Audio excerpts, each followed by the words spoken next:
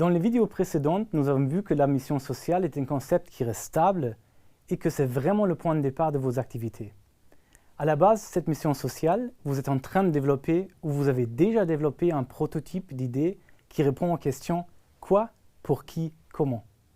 En fait, jusqu'ici, je vous ai caché que le premier prototype de votre idée n'est clairement pas le dernier. À partir du premier prototype, je vous conseille de chercher à recueillir un maximum de commentaires constructifs. C'est ce que j'appelle le feedback. Ensuite, vous passerez certainement à une version 2 de votre prototype d'idée. Ce processus peut continuer jusqu'au moment où vous vous sentirez prêt à passer à la grande étape suivante. Gardez en tête que développer une bonne idée qui n'existe pas encore et qui se vit dans la réalité, c'est un processus qui se passe étape par étape.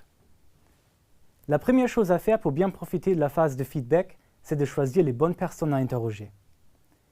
Pour recevoir un premier feedback, je vous conseille d'utiliser les forums de ce MOOC et d'organiser des meetings ou des événements avec les autres participants du MOOC.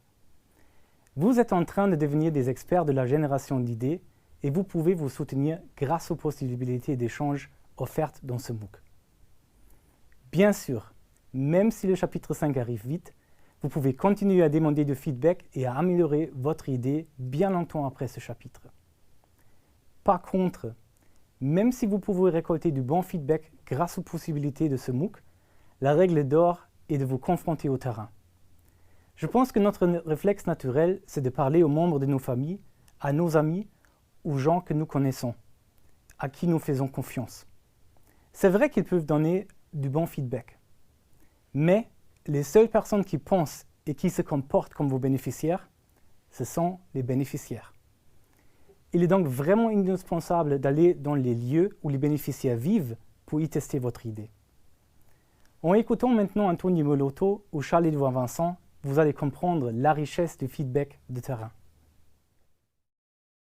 Avant de lancer Emmaüs Défi, moi j'ai passé 2 ans au siège d'Emmaüs, à Emmaüs France, sur des missions à un niveau national, de lobbying, etc. Mais j'étais jamais en contact direct avec les publics et c'est vrai que c'était un manque pour moi et un manque parce que je me disais aujourd'hui je vois bien qu'il y a un certain nombre de trucs qui ne fonctionnent pas, mais tant que je ne vais pas me confronter moi à la réalité, que je vais moi aller travailler avec des personnes vivant à la rue, etc., j'aurais du mal à comprendre pourquoi aujourd'hui il y a un certain nombre de dispositifs d'insertion qui ne marchent pas.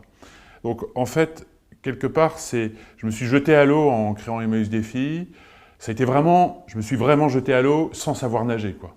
Et il a fallu que j'apprenne très très vite. Parce que c'est vrai que quand on démarre une activité, qu'on est au quotidien avec des personnes qui sont dans une situation extrêmement difficile, qui sont à cran, qui sont... et ben il faut apprendre vite, il faut... Voilà. Et c'est vraiment cette confrontation à la réalité qui m'a permis tout de suite de comprendre pourquoi il y avait un certain nombre de trucs qui ne marchaient pas. Alors que sur le papier, quand on lit un certain nombre de projets, de dispositifs, on se dit « Ah bah tiens, bah oui, effectivement...